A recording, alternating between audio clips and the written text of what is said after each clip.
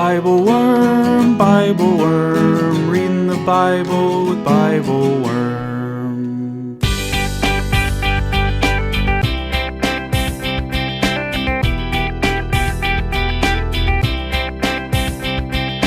Welcome to Bible Worm, getting to the core of the biblical text. I'm Dr. Amy Robertson, Director of Lifelong Learning and Music at Congregation Or Hadash in Sandy Springs, Georgia. And I'm Dr. Robert Williamson, Professor of Religious Studies at Hendrix College and Theologian in Residence of Canvas Community in Little Rock, Arkansas. We're here every week to discuss the biblical text, both as biblical scholars and as people of faith, one Jewish and one Christian. This week, we're reading the story of Joseph, first in Genesis chapter 37, verses 3 to 8, 17b through 22, and 26 through 34. And then we skip to the end of the book in chapter 50 and read verses 15 through 21. This is an emotionally complex story, y'all. A novella maybe like none other in the Hebrew Bible. It's a story where love unequally distributed causes hatred among brothers. A story where obligation and affection get mixed up in complicated ways, and people get so turned around that they actually think deception will make everything less complicated. And it raises the question over and over again, why do things turn out the way they do? That question and the rocky emotional landscape of this story surely ring true in our messy human lives. Thanks for being with us.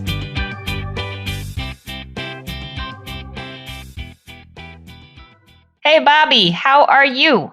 Amy, I am so sore today because this is so embarrassing. My 6-year-old got a jump rope. And so she was trying to jump rope in the driveway yesterday. And so I would jump rope with her for like 2 minutes or 3 minutes. And I woke up in the middle of the night like, oh my gosh, what is happening to my body? What happened to my body? And then this morning I'm like stiff and sore. And I'm like, oh man, I do not have... Jump roping is a whole set of muscles that you don't necessarily use together. Like, you're not an out of shape person. It's just that is a particular coordinated muscular event that it is. You just don't come across as an adult. It's true. But I did not experience myself as exerting myself in such a way that it was going to have repercussions for days still to come. But here we are. That's the best form of exercise then, because you keep doing it and you don't realize, and then later you can just deal with the soreness and it's too bad. That's great. My spouse, I don't know if you know this, my spouse was a competitive jump roper when she was in middle school, I think. Your spouse just gets better and better every She's amazing. She's pretty amazing. That is, Of course she was. That's fantastic. Yeah, so she was on a jump rope team and they would do routines and stuff. So yesterday in the driveway, she was showing us some moves it was amazing. She's jumping on one leg with the other leg. Is she sore today? I haven't actually asked her. I should ask her. We check in. But it was really impressive, the stuff she can do with the jump rope. And I mean, this is many years later, right? So when she was 12 and jumping rope, she must have been something. No kidding. Yeah. Well, that's pretty exciting. That's what's happening at my house. That's good. I like that. It reminded me a little bit of today's text, actually. Because that's very strange. Continue. It's a little strange, but today's text is going to be about Joseph, who is the 11th son of Jacob. And he is described as Jacob loved him dearly because he was the son of his old age. Right? So he was the child that he had when he was old. And I'm both my children are the children of my old age because I waited quite a while to have children. Yeah. But I bet Jacob, if he tried to jump rope with Joseph, he would have been sore too. He would have been sore. Wow. I'm so happy that this text lives in your heart and mind in a way that jump roping makes you think of what Jacob and Joseph would have been doing together. I love that.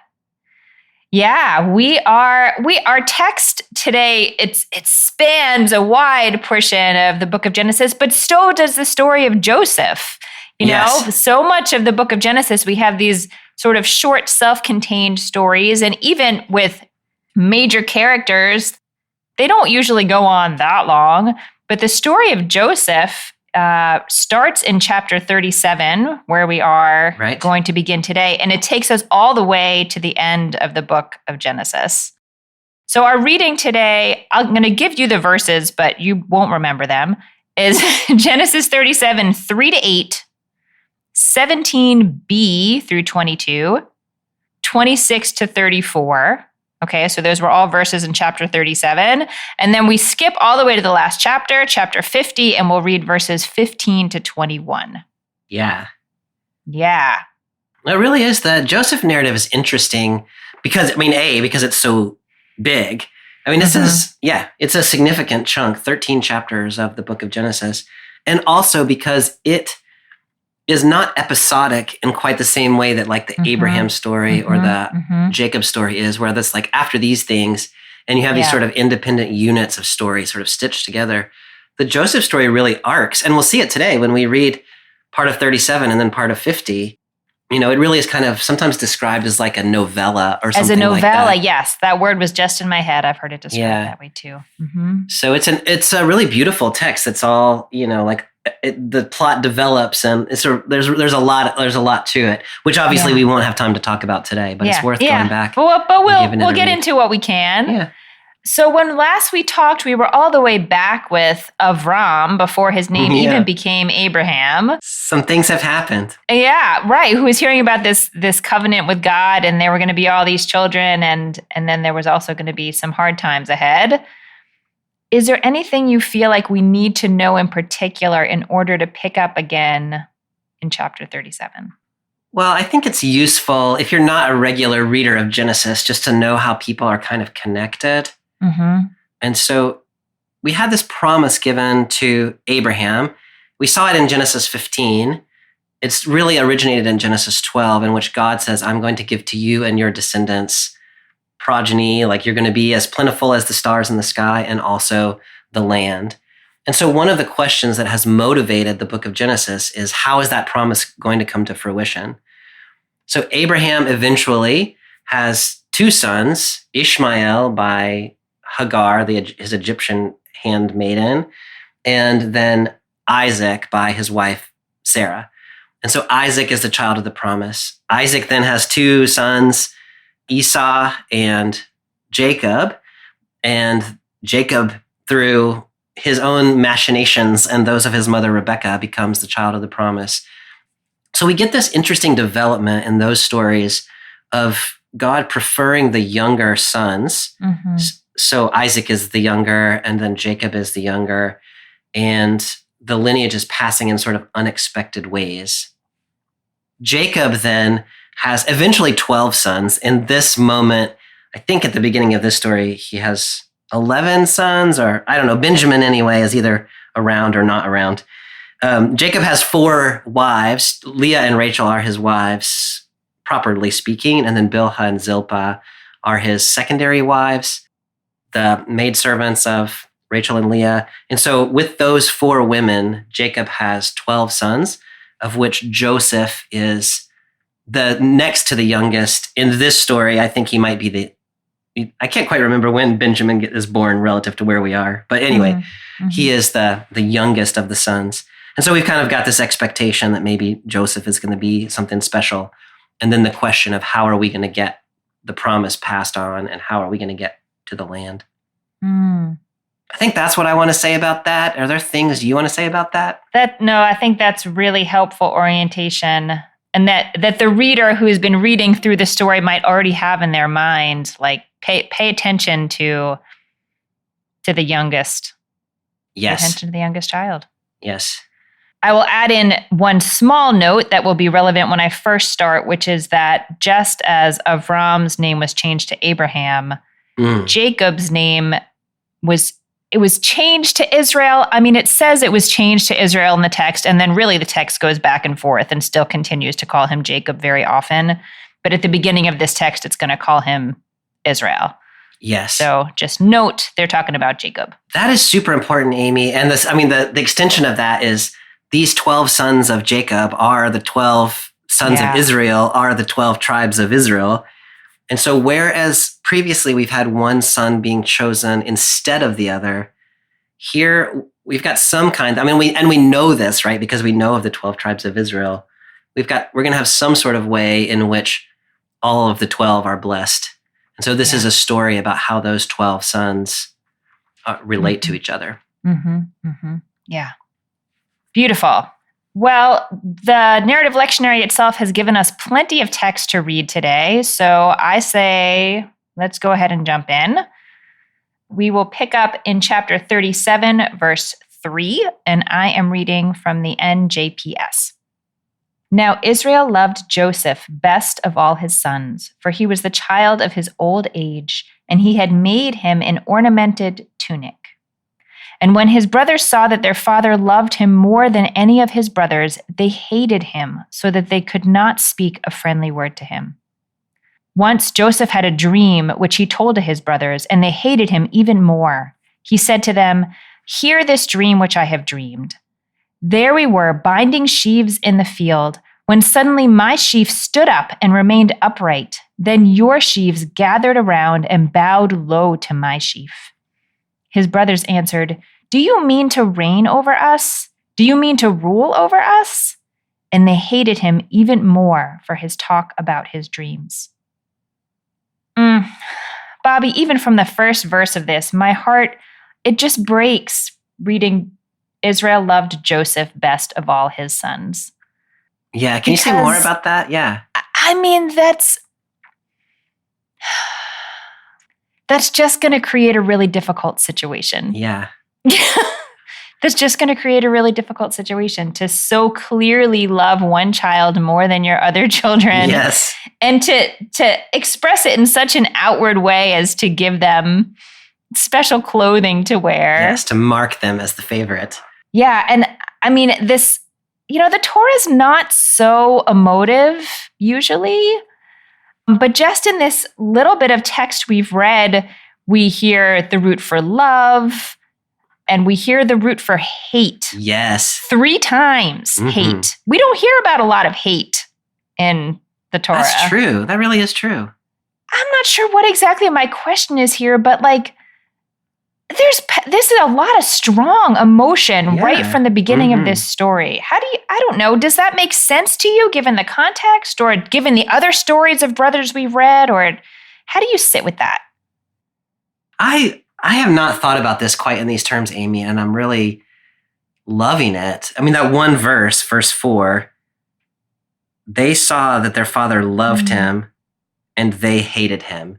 So it's not just like love and hate are in this text. It's that love and hate are it's like the love causes the hate. Yes. Love unevenly distributed produces hatred among those who are not the one that is loved. Yes. It doesn't say that Jacob didn't love the rest of them, right? No. But it's clear that there is one who is the favorite. Yeah. I don't quite know what to do with that, really, other than to say that seems true, that when people feel like someone else is more loved or more valued, that does produce hate in us, or at least envy that is bordering on hatred. And I mean, I wish Jacob was a better dad right here. Yeah. And I go back and forth in this story. Like sometimes I feel bad for Jacob and sometimes I feel bad for Joseph and sometimes I feel bad for the brothers and sometimes I'm mad at the brother, it's just really an emotionally complex story, as you were saying, in ways that the Bible is not often emotionally complex. Yeah. I mean, I wonder if that's part of where we start talking about it as a novella. Like it really is giving us a little more interior life, but it both seems totally true to life to me, that this feeling that your parent likes your sibling, loves your sibling more than you, sparks this really crazy level of emotion. Yeah. Even if everything is fine, even if you're being cared for and you're, it could be worse,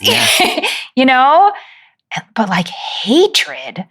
To inspire hatred. It's not like Joseph was trying to kill them or was, I mean, this is it feels like a very human story to me. Yeah. I can't explain logically why these emotions would hang together this way, and yet they do. Yeah. They do. There's a detail in verse 2 that was before our reading that Joseph gave a bad report to Jacob about the sons of Bilhah and Zilpah. Yeah. And as I was saying a minute ago, Bilhah and Zilpah are not the main wives, right? There's Rachel and Leah, and Bilhah and Zilpah are their maidservants.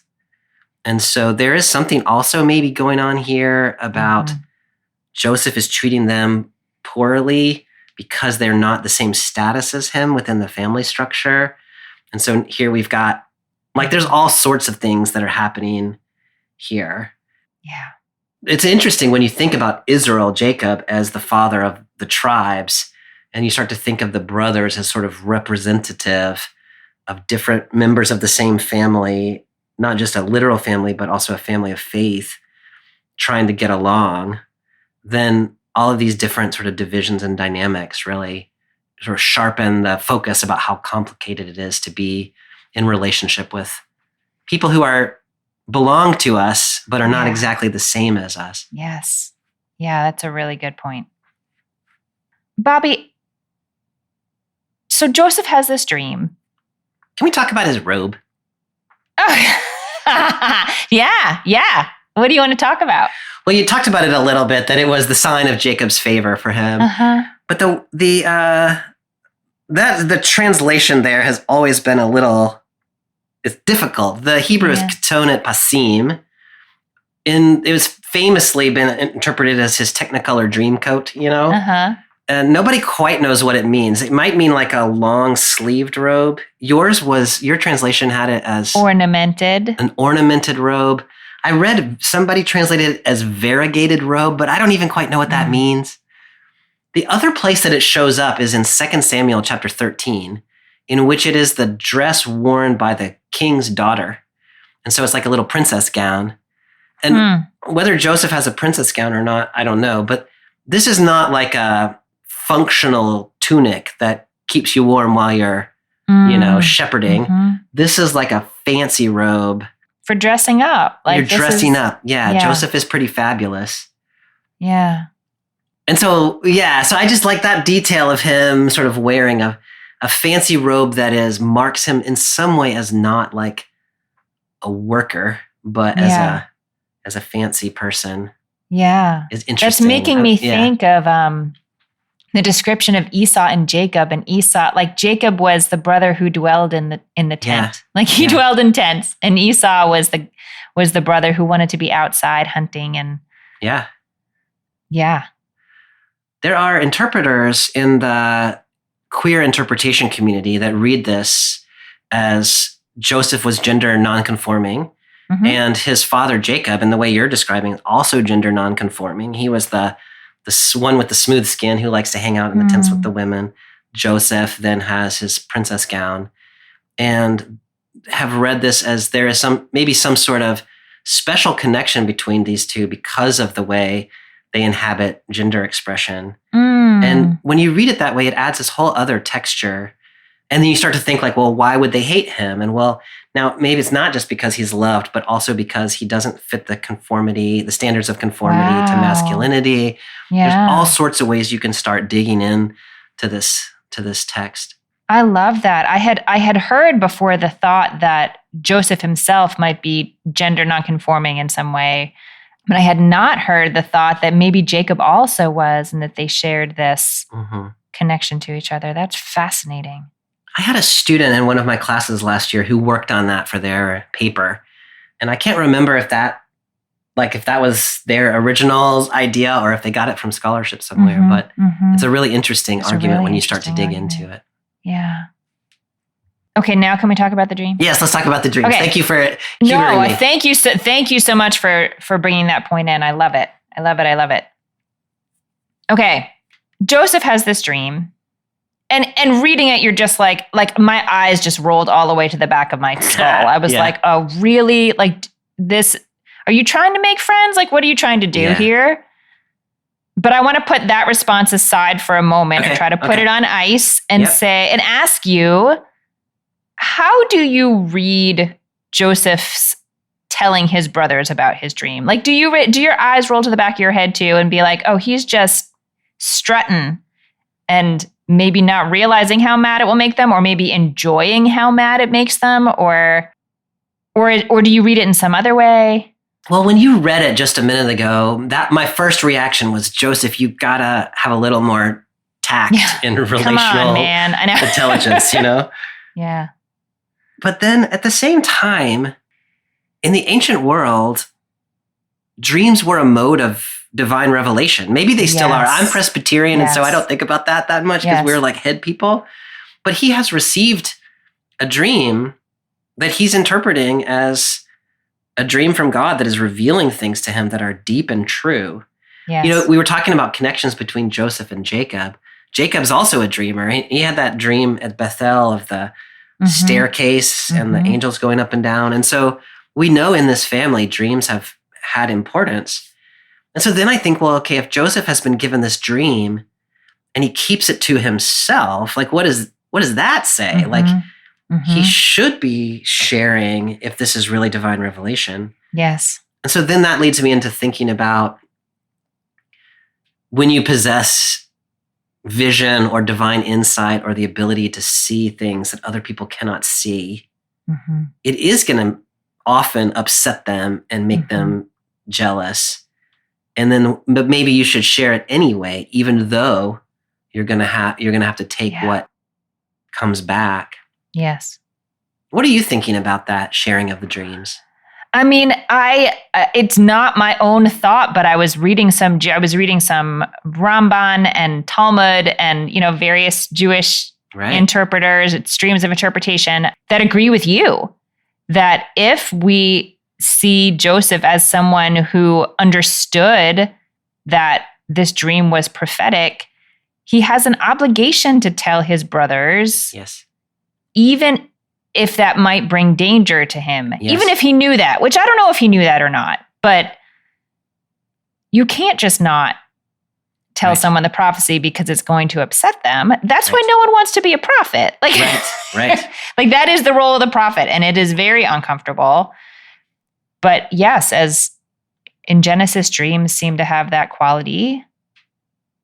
So yeah, I need to soften a little bit from my why are you poking the bear, Joseph, to well, I think the question of why are you poking the bear is also a good one. These dreams turn out, spoiler alert, to be kind of the way the story plays out in the end. And so they are also true, even though you don't know it in this moment.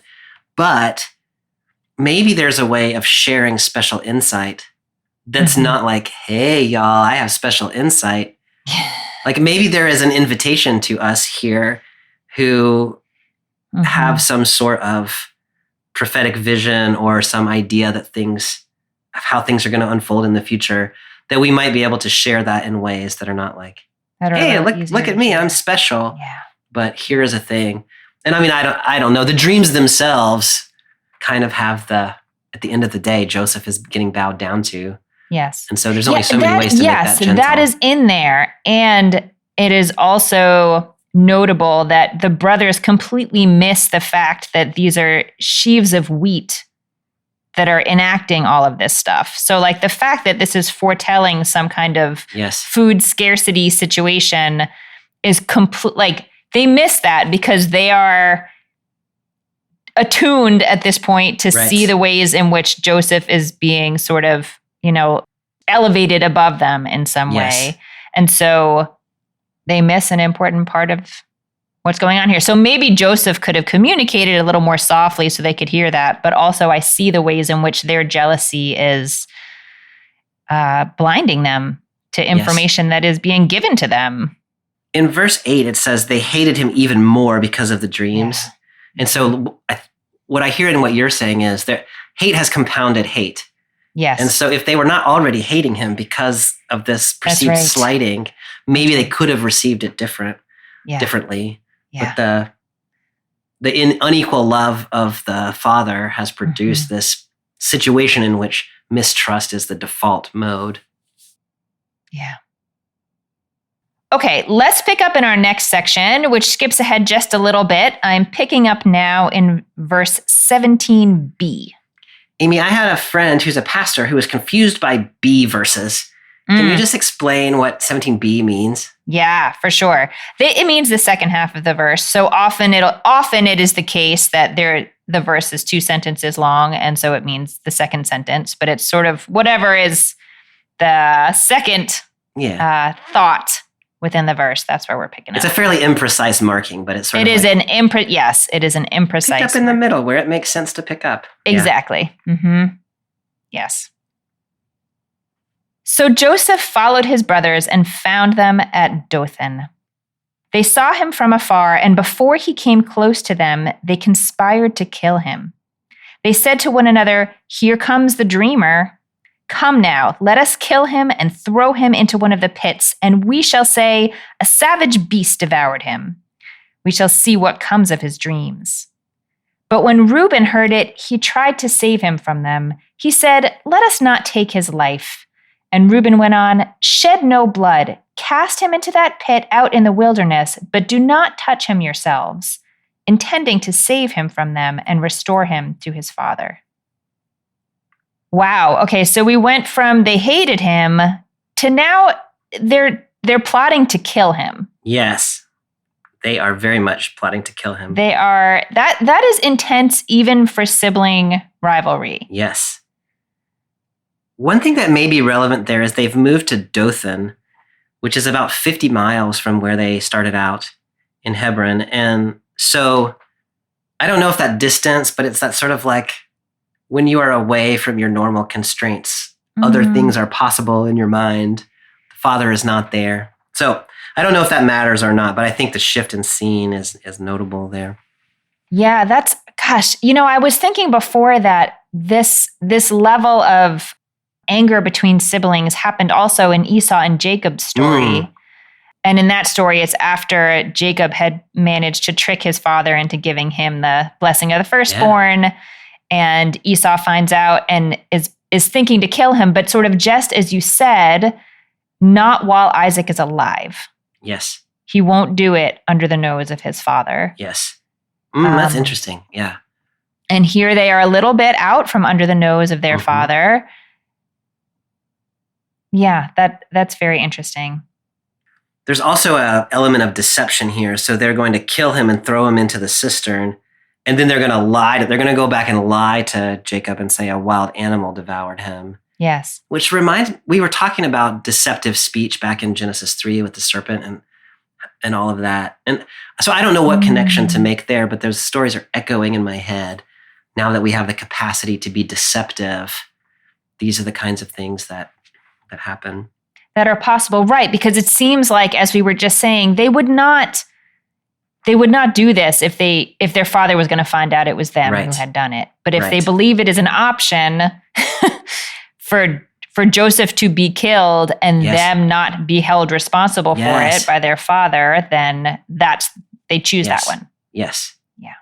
Well, that's interesting because we were talking about in that Genesis 3 text about how Adam said Eve did it and Eve said the snake did it. And we were talking about no one wants to take responsibility. Yeah. And then here it is a plot about how they can escape responsibility. It's not just an immediate, like, she did it, but it's realizing ahead of time that they're going to be responsible for this thing and figuring out how to be deceptive to get away from that. Yeah, right. This is premeditated. This is not sort of you made a foolish and naive mistake, and now you're trying to pretend that didn't happen. Right. Yeah. Exactly. Or not take ownership for it. Yeah, This exactly. is yeah.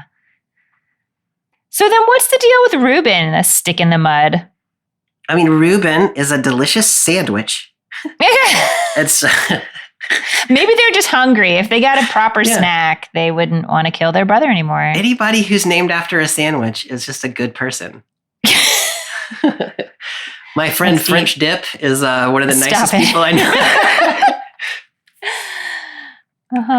I don't know what's up with Reuben. I mean, he's the oldest, right? And so maybe he's wiser. Maybe he feels some responsibility. Maybe he's more in the position of a father, sort of. Yeah. I don't know. It's also interesting, I guess, now that I'm saying that, because traditionally the oldest would have inherited it, would have been the main son. Yeah. And so Joseph is the one who's almost supplanted Reuben, and yet it's Reuben who's the one who's trying to figure out how to save his little brother. Right. So it's a little unclear whether it's wisdom that he has by virtue of his age, or some sense that he has a different responsibility here because he's the leader of this group when they're outside the reach of their father. Yeah, and he's the one who has the most to lose by Joseph being restored, because he's gonna lose his sort of inheritance, it seems. It's and true. Yet he's the one who's willing to shed his privilege as the oldest in order to protect the youngest. I don't know. I like Reuben more and more. I'm feeling bad that I called him a sandwich now. Yeah. I like him the more I think about it. Yeah, it's a delicious sandwich. That's a really good point. Because a question in my head was, why is he sort of negotiating with them? Like, why doesn't he just say, he doesn't seem to have the authority to just say, absolutely not, people, you've lost your freaking minds. Right. Like, turn around, we're going home. Yeah. He doesn't have that authority, or he doesn't believe he has that authority. Mm.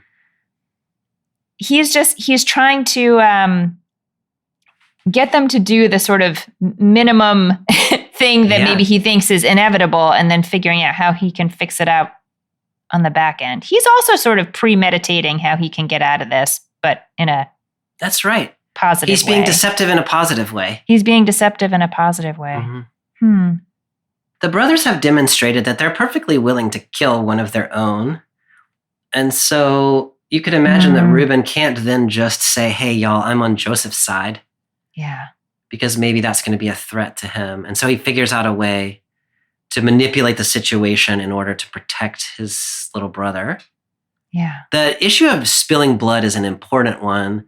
Like, there's a real, throwing your brother in a pit and leaving him there is bad.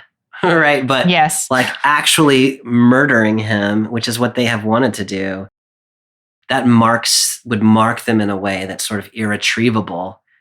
And so what he's saying to them is, we cannot be that. So let's go as far as we can. Yes. And so he's playing to their sense of, it's not their sense of compassion, it's their sense of not wanting to be guilty.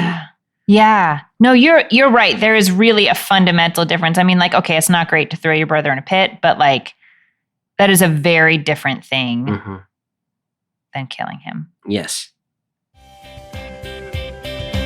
Hello, everyone.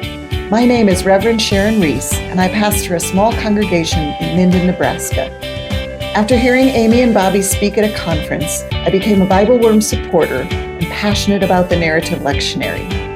Each week, as the solo pastor in a rural church, it is a reminder that we are never alone in our discernment of God's holy word. Bobby and Amy demonstrate how Scripture is something we interact with and not just read. Recently, my congregation and I used their Creation Care Summer Series and loved it. During each service, we drew small pieces of creation until we had a completed creation banner in the sanctuary. Everything from the stars in the firmament to the lilies in the field. If the podcast has been as fruitful for you as it has for me, please go to patreon.com/BibleWormPodcast and sign up to become a supporter too. And now, back to this week's episode.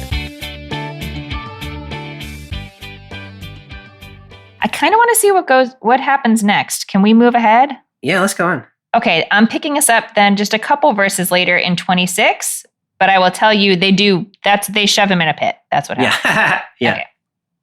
And they didn't kill him. They did not kill him. They shoved him in a pit and then had a meal. Yes. Then Judah said to his brothers, "What do we gain by killing our brother and covering up his blood? Come, let us sell him to the Ishmaelites, but let us not do away with him ourselves. After all, he's our brother, our own flesh." His brothers agreed. When Midianite traders passed by, they pulled Joseph up out of the pit. They sold Joseph for 20 pieces of silver to the Ishmaelites, who brought Joseph to Egypt. When Reuben returned to the pit and saw that Joseph was not in the pit, he rent his clothes. Returning to his brothers, he said, "The boy is gone. Now what am I to do?" Then they took Joseph's tunic, slaughtered a kid, and dipped the tunic in the blood. They had the ornamented tunic taken to their father, and they said, "We found this. Please examine it. Is it your son's tunic or not?" He recognized it and said, "My son's tunic. A savage beast devoured him. Joseph was torn by a beast." Jacob rent his clothes, put sackcloth on his loins, and observed mourning for his son many days. I really love the translation "rent his clothes" because it reminds me of being in high school and going to the prom and having to go rent my tuxedo. Yeah. Being very excited about how spiffy I looked in my rented clothes. That's not what is happening here. That's not what's happening here, but it is that's pretty exciting. Yeah. If you do rent clothes, you should not tear them up, though, because then you're responsible for them. Nor dip them in blood, probably. Oh, yeah, don't dip them in blood. That's a bad move. Now we're in some other kind of prom. Now we're in like Carrie or something like that. Oh, we are totally in Carrie. Okay, so this is the Carrie scene of this story. Mm-hmm. Okay, Bobby, just on the level of like, what is happening? Yeah. So now we've got Ishmaelites and we've got Midianites and we've got Judah and we've got Reuben. What is going on here? Or are there points of ambiguity that you want to pull out for us? So, yes, I mean, this is a little bit of confusing text. If you try to figure out who did what to whom, it is not entirely clear. So when they sit down to lunch, they look up and see some Ishmaelites, and then some Midianites come along, and somebody pulls Joseph out of the cistern, and then somebody sells him to the Ishmaelites. Mm-hmm. And so there is a question here about, was it Ishmaelites or was it Midianites? And what's going on with Reuben and Judah? Are these two plans that are like competing with each other? Right. Like did the Midianites pull him out of the pit and sell him to Ishmaelites? Yeah. Or did the brothers pull him out of the pit? Yeah. And like it's not clear. Yeah, there's so one argument is that there are two versions of this story that have been wound together in the way that the book of Genesis does. Mm-hmm. I think one of them is often ascribed to J and the other one to E. If you're a source theory person. And so those stories have gotten mangled up together. Mm-hmm. It is also possible to read it the way you were just suggesting, which is they put him in the pit. They were going to sell him to the Ishmaelites, but some Midianites came along before they could do it and pulled Joseph out of the pit and sold him to the Ishmaelites. Mm-hmm. And then when they come back to the pit, they're like, oh my gosh, what happened? Mm-hmm. So I don't really have strong opinions about that. I guess the salient point at the end of the day is Joseph got sold into slavery. It's going to turn out in Egypt by somebody due to what the brothers had done. So I don't know that I get too hung up in solving the details. No, I mean, I think that's right. I think the one question in my mind that feels a little more important is, do the brothers know where Joseph is? Yeah. Like if the Midianites pulled him out of the pit and sold him to the Ishmaelites, the brothers might not know what happened to him. Oh, that's interesting. Yeah. Reuben doesn't seem to know, but Reuben seems like a little out of step with his brothers anyway. So, yeah. Because you're exactly right that in Hebrew, the they pulled him out and they sold him is ambiguous. Right. We don't know.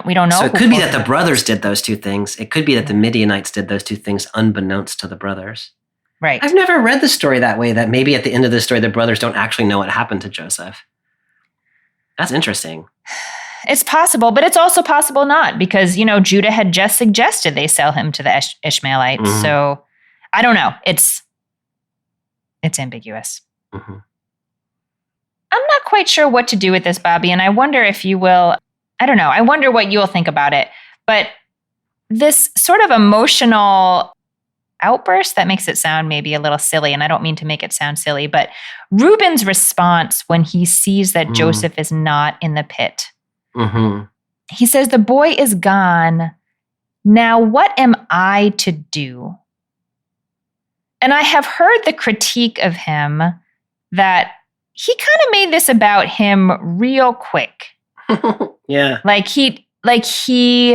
It wasn't so much that he was concerned about Joseph or is concerned about Joseph, his brother who has now disappeared in the wilderness, but more about what it means for him. You were just having a little love moment with Reuben before. Do you want to defend him in any way? I had not thought of it that way. It's interesting where my head went, maybe because I was talking about spilling blood earlier, is that really kind of almost sounds like what Cain said after Abel's brother cried out from the ground. And he says, my punishment is more than I can bear. Like, anywhere I go now, someone will kill me. And so there's this echo there that's like, at some points, things have happened to these two characters that they were in different ways responsible for, and now they have to live with the repercussions. And do you ever have dreams? I probably shouldn't tell you this. Do you ever have dreams that you like accidentally killed somebody or like stuff like that? That happens to me sometimes. I don't think I've had that particular stress dream. It's never you that I have killed. Yeah. I guess I'm glad. But the first thing I think is like, oh my God. It's not like, how could I have done that? It's like, what's going to happen to me now? And then I wake up and I'm like, oh, thank goodness. But I wonder if that's just sort of a natural reaction when you have been responsible for something and something horrible happens. It seems like it's not the like most beautiful first move, but it somehow seems like a realistic first move that you're like, oh my gosh, like I was the firstborn. I was responsible for this group. Our little brother has gone somewhere. Maybe we sold him into slavery. And how can I live with that? Yeah. I don't know that that's that. I mean, it's not a beautiful sandwichy kind of thing to do, but I don't know that it's that unreasonable. Yeah, no, I really like that, Bobby. And I like especially if we're thinking about it as, it kind of seems like there's no love lost between Joseph and his brothers. And sometimes what we recognize in our relationships to family is that we have an obligation to their well-being, even if we don't feel particularly warm and fuzzy. Yeah. And that just is. And so if that is primarily what he feels, it makes sense that what he would feel now is oriented towards what he was able to do or not able to do, or what is going to happen for him. If you look back at verse 22, when Reuben was trying to figure out how to save him, the reason is he wanted to give him back to his father. Yeah. So it seems like Reuben's motivation this whole time has not been, I love my brother, but my father loves my brother, and I love my father. And I love my father. That's really beautiful. And now I can't take him back to my father. So how can I go back? Yeah. I just want to draw out this little, I don't know, nice, harmonious, maybe, I don't know, thing in the Hebrew that made me smile a little bit. I read an interpreter that pointed out in verse 30, where I'm sort of critiquing Reuben for being so oriented towards himself. There are all these words in a row that sound like the word I. Yeah. Ani is the word I. So enenu, va'ani, ana, aniva. Like it's really, to the ear, it sounds like he's saying me. Like, yes. Yeah. Can you say that 5 times really fast? I know, seriously. Yeah. One other thing that's really interesting to me in this section is the role of the robe. Like tracing the way the robe functions in this story is kind of fascinating. Like first it was a sign of the father of Jacob's love for Joseph. Then it was the impetus for the brothers' hatred of Joseph. And now it's become the sign that Joseph has been slaughtered by an animal. Yes. So it's a sign of his death to Jacob, but also a sign of the brothers' deception because he's not really dead. Yeah. And so I don't quite know where all that goes, but it feels like it should go somewhere, that this sort of symbol of love and hate and deception is all the same thing. Do you know what I mean? I do know what you mean. And it's hard because in my mind, that's all tied up with some of the stories that will happen between chapters 37 and 50 that we're not going to read today. Yes. So I'm trying to peel it off that and just think of the context that you put it in here. It's making me think about a comment you made in the first part, I think, about the extent, really like real big extent to which the love and the hate are tied in together. Like it's the very fact of this extra love that Jacob has for Joseph that causes the brothers to hate so forcefully. And then so symbolizing all of that stuff through the robe. Yes. It makes sense. It's hard to express that in words, but you can, if you express it with this sort of symbol of the robe. Yeah. You sometimes talk about the significance of tearing one's clothes when you're in distress. Can you just say a word about that? It's such an interesting image. Yeah, I mean, it is still today a traditional Jewish practice when you hear about the death of a close family member to tear your clothing. And sometimes people won't tear the clothing that they're actually wearing. They have a separate ritual where you tear something and then you wear the thing that you've torn. I mean, for me, it's just this ritual that's like, I don't know, I just got this image of like the Hulk in my head, but it's not the Hulk. But it's like, you can't even be in your skin anymore. Like you just can't, like the level of grief and sorrow pouring out of you cannot be constrained by these normal sort of social niceties, like wearing proper clothing and behaving in certain ways. Like it brings out this really true core of us that is, I guess, more animal-like. Yeah. And it's interesting here that they keep talking about Joseph being torn by a beast. Yes. It's that same emotional core that is just not being, it's not held back. I'm forever going to think of that now as Hulk bursting out of his clothes. Hulk sad. But there is something to that. Like the image of Hulk is like, David Banner cannot contain what is inside of him. And so when the Hulk comes out, when he's angry and it rips his clothes, that's really it's very similar. That's amazing that he himself can no longer contain the emotion that he's feeling. Yeah. And so it comes bursting out of him. Mm-hmm. Now we have Hulk Jacob at Carrie's prom eating a sandwich. Fantastic. I will point out that it was right after they sat down to eat that another brother stood up and was like, maybe we don't really need to kill him. Like stopping to have a meal is always a good idea. It will, sandwiches soothe us. Okay, so I want to press us into our last section of text, but there's a big gap. We're skipping all the way ahead to chapter 50, verse 15. We really can't summarize everything that has happened between then and now. But is there anything we really need to know for this to make sense? I mean, the answer to that question is yes, there are things we need to know. What are those things? Well, what I would say about that is, so Joseph, as we saw at the end of the story, has been taken down to Egypt and sold into slavery. When he is in slavery, he rises to a position of some prominence, first with Potiphar and then later with the Pharaoh. His rise to power with the Pharaoh is because he has once again had dreams that have revealed to him that there's a famine coming. And so he becomes the one in Pharaoh's government who saves up food to get them through the famine that is coming. And so he becomes the sort of second in command in Egypt, and he's the overseer of the stored up food. Well, then the famine comes, and it strikes not only Egypt, but also the land of Canaan. And so Jacob and his sons don't have any food. And so they go to Egypt, seeing if they can find food there.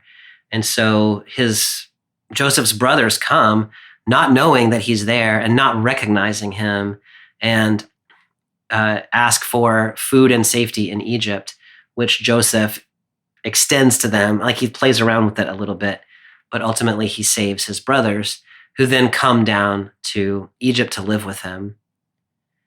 So after the famine is over, but before our text, Jacob then has died. And so now the brothers are in Egypt with Joseph.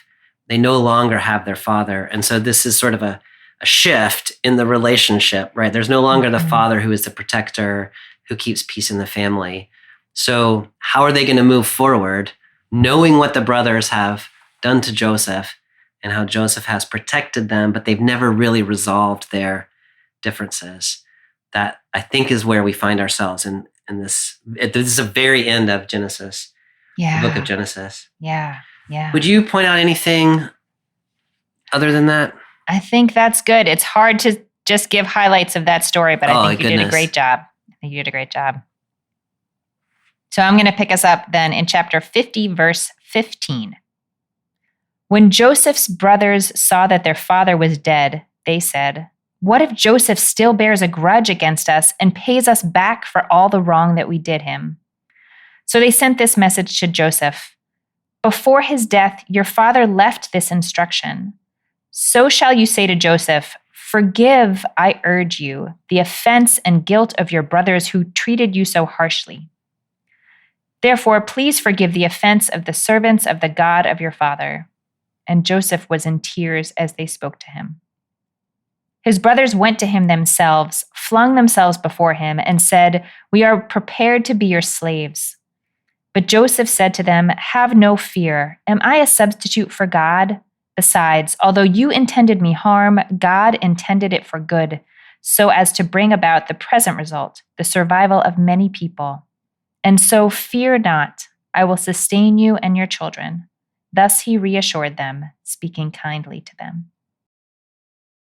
Well, we spoke earlier, Bobby, about, in the story of Jacob and Esau, and then in this story too, how it seems like the presence of the father is sometimes the thing that is keeping the peace. It is not the relationships of the brothers to each other necessarily. It's all mediated through a relationship to the father. Yes. So now the father's gone. Right. And the brothers are like, "Oh, snap." Yeah. And they go again to deception, which is interesting that you drew that theme out so early in this chapter, but here it is again. It is really interesting that that's the move the brothers made in 37 was when they get away from the father, they do what they really want. Mm-hmm. And so now in chapter 50, now that the father is gone, they think Joseph is going to do what he really wants. That's right. Which they can only imagine as taking revenge on them. Yes.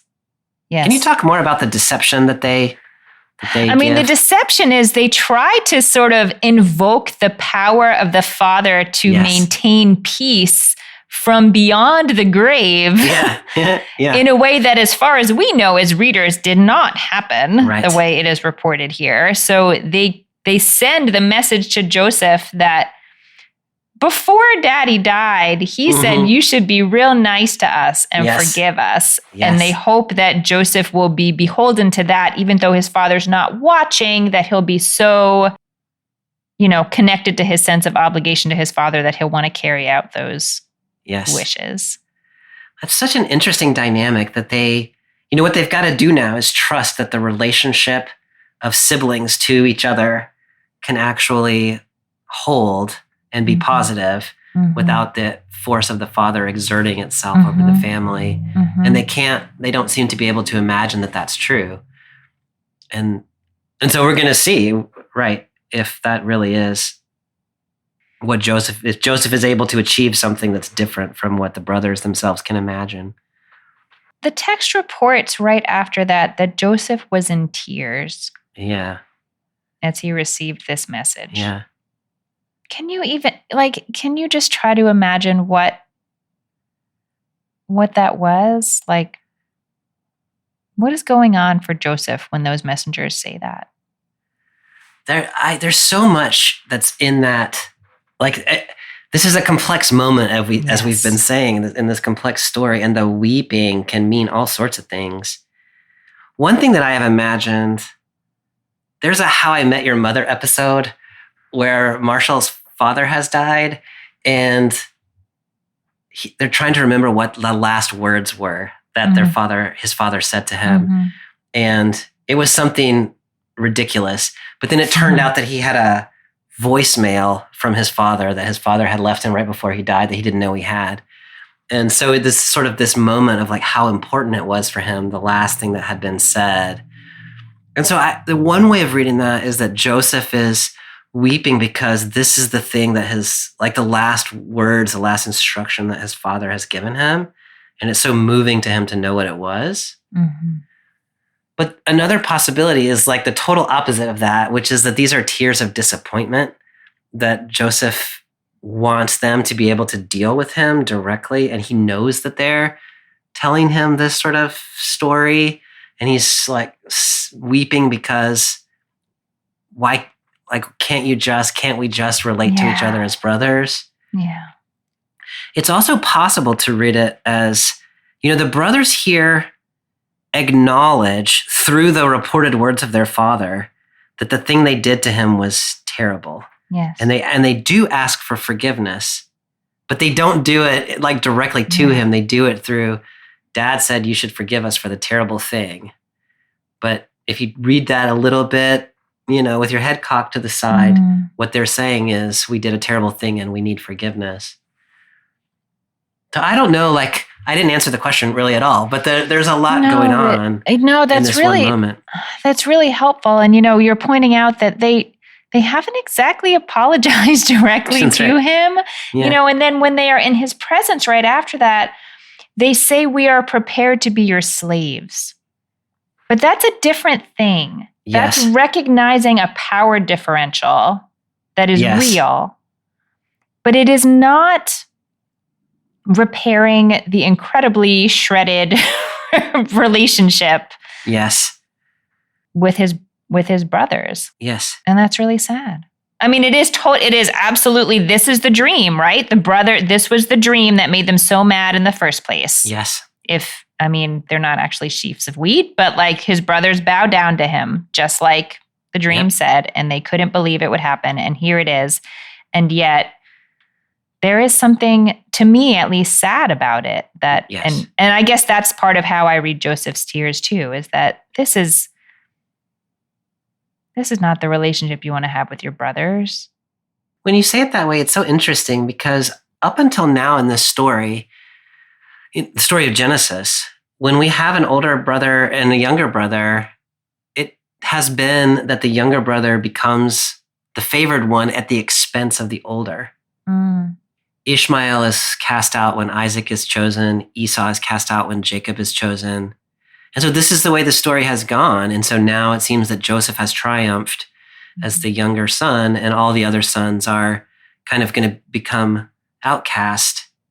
But that's not, and that's what they're just expecting the story to go that way. But that's not actually how the story is going to go, right? Joseph is going to use his position to lift up his brothers, or at least to continue to live peaceably with them. So instead of the promise passing down to the youngest son alone, as it has done up until now, Joseph is going to find a way to distribute the blessing to his brothers. But they don't have any real reason. Like, that's not the way the story has gone up until now. That's not the way the story has gone up to this point. That's right. Then the second part of this offers us this is just such a famous quote or idea. Yeah. Although you intended me harm, God intended it for good.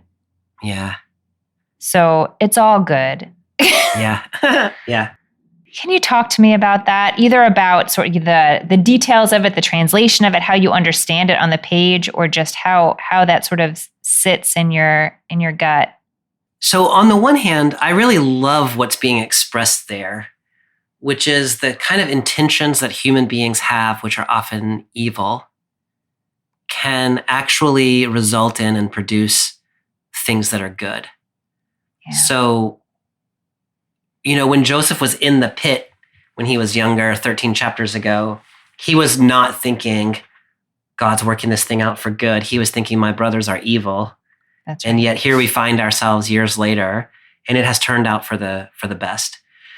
So I love that way of reading. Things that appear to be evil in the moment can result in things that are ultimately good. Mm-hmm. But I get tripped up over the idea of intention, because when you say God intended it for good, one can read that as God knew the brothers, or wanted the brothers, to do bad things to Joseph, so that God could do something good out of it in the end.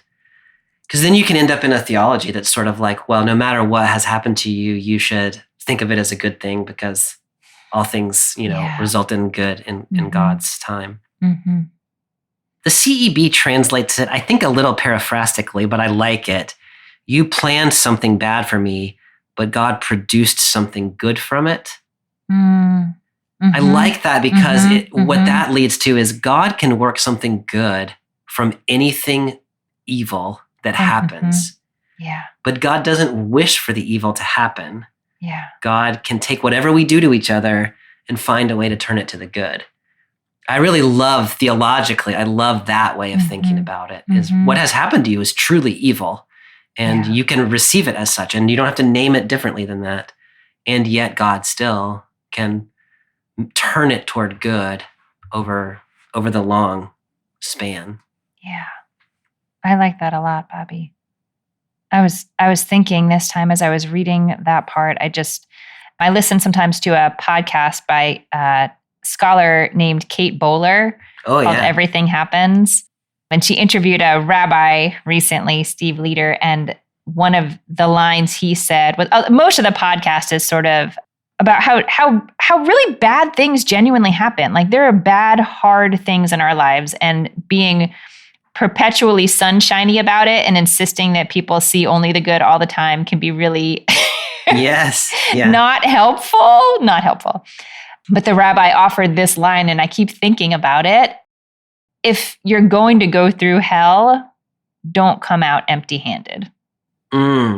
Which is a less maybe sort of God-centered, theologically satisfying reading of it, but it's a similar idea. Like, it's not saying this is all for the good and it's all fine, but it's also not saying you can't get anything from the bad things that happen. I love that. If you're going to go through hell, don't come out empty-handed. Yeah. Is that what it was? Yeah, or if you have to go through hell or something like that. Yeah. Mm-hmm. That's beautiful. And Kate Bowler knows what she's talking about. She sure does. It's a great podcast. Y'all should check it out. Bobby, we are coming up towards the end of our time when we usually start thinking high-level summarizing thematic thoughts. Do you have any high-level summarizing thematic thoughts to offer us today? There's a couple of things that are sticking with me about this text. One is the very beginning that we were talking about with the close pairing of love, unequally distributed, and hatred that makes us want to hurt each other. And I just think that is so true in individual relationships, in family dynamics, but also societally, that when we perceive that someone is more valued than we, it creates strife among us. And so trying to find ways of valuing each other and expressing the value of each other, I think is really important. And I think this text would have turned out differently had Jacob been able to do that with his sons. Yeah. But oftentimes it works out the way it worked out in this text, which is love unequally distributed results in somebody getting thrown in a pit, metaphorically or not. And, I feel like I have a lot of foreboding, I think a lot of us do, about what it means to be living in the U.S. in this fall election season and the distrust of each other that seems so palpable everywhere. And so I think many of us may feel or fear that we are living in a pit or about to get thrown into a pit. And what I take from the end of this text is the pit's not the end of the story. The hatred, the distrust that results in us doing harm to each other, over the long term, in this text, God turns toward the good. And so there is a future beyond this moment. There's a future beyond the pit, whether it's political in the case I'm talking about, or whether it's in our own lives. There is something beyond the pit out of which God can bring something good. And so no matter what is happening to us, or no matter what happens to us, it is like, let's name it for what it is. We're in a pit and it hurts. And maybe people have done things that are wicked, but the end of this story is yet still that God can bring something good out of it. I just think that's such a, like that, holding that balance of, yes, we have experienced evil and also something good can come from it in the long swing of things. Hard to hold together, but it seems like an important message to me. Yeah, no, I think that's exactly right. And I think any teachings we can find that help us hold those things together and say they're both true are really useful at this moment. What about you, Amy? What are you taking from this text? You know, a lot of the sort of secondary Jewish interpreters that I read on this text this time, the theme that really jumped out to me and is sticking with me is the idea that this is still in some important ways kind of a sad story. There's a quote from Lord Jonathan Sacks: "Power may be a necessary evil, but it is an evil, and the less we have need of it, the better."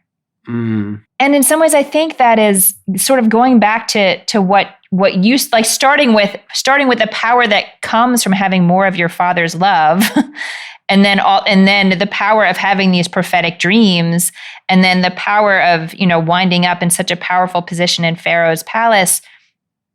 Maybe those things were necessary, indeed. Maybe they were, and Joseph never gets the kind of. I never get the sense that he is grounded in himself and in his world and in his sense of value in a way that's not tied to power and accomplishing things and being special.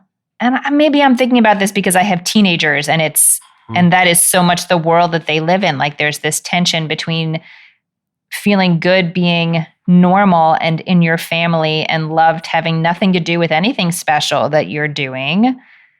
And then also you want to look good on your resume. I mean, like, I have freshmen in high school who are talking about their resumes because they're trying to get into college and they're trying to figure out the next thing. Yeah. So I think I finished this story feeling grateful that Joseph played the role that he played, and also feeling sad for him that it is kind of a hard lot to draw, that you're gonna be the prophetic voice. This is why no one wants to be the prophet. Yeah, I kind of wish he could just hang out with his brothers for a little while. Be one of his brothers. I love that way of reading it, Amy. Joseph had the opportunity to lord power over his brothers, and in the end of this text, he yielded it. And I feel like, as he should have, but there is a sadness or a loss when one chooses to give up power or privilege or spread it to others in the community. I really love sort of acknowledging that tension. It's beautiful. Next time, Bobby, we are picking up in Exodus chapter 12 and a little bit from chapter 13, which is the story of the Passover, the original Passover that will precede the Exodus. Yes. The one and only. I'm excited about that. Chapter 12 is sort of like prescriptive about Passover ritual, and I never know what to do with that, being a Christian. And so I'm interested. I'll be interested. I'm always interested in your reading, but I'll be especially interested next week. Last night I made matzo ball soup just because people have colds. And as I was like draining the matzo balls, the first thing in my head was like, wait, what has been in this colander? Like, did someone drain pasta in this colander before it was cleaned? Yeah. Because then and then I was like, oh, it doesn't matter. It's not Passover. Not Passover. We can contaminate all our matzo balls, all we want. Yes. Yes. Well, thank you, my friend, for a really interesting conversation. And we will bid farewell to the book of Genesis for now and launch into Exodus next week. All right. Thanks, Amy. I'll see you next time. See you next time. Bye. Bye. Thanks for joining us for this week's episode of Bible Worm. If you've enjoyed this free podcast, we hope you'll help us keep it going by joining our Patreon for as little as $4 per month. You can also sign up for other goodies like early access, video lectures, weekly liturgies, and more. Visit patreon.com/BibleWorm podcast for details. Bibleworm is produced and edited by Bobby Williamson. Our theme song is sung by Colin Bagby, and our theme music is The World at Large by Dano Songs. Many thanks to all of our Patreon supporters for helping make this podcast possible. Next week, we'll move on to Exodus chapter 12, verses 1 through 13, and chapter 13, verses 1 through 8. Until then, keep on digging.